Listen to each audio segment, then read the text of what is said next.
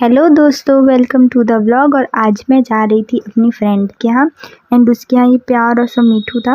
And थोड़ी देर बाद हम निकल गए थे चौपाटी कुछ खाने के लिए। एंड जैसे हम वहाँ पहुँचे बहुत बारिश शुरू हो गई एंड वहाँ बहुत बिजली भी कड़क रही थी। हम थोड़ी देर वहाँ रुके, फिर हमने कुछ खाया नहीं एंड हम घर के लिए वापस निकल गए। एंड घर जाने के बाद हमने डोमिनोज से पिज़्ज़ा ऑर्डर करा और ये पिज़्ज़ा बहुत लेट आया था। And thank you so much for watching, subscribe for more.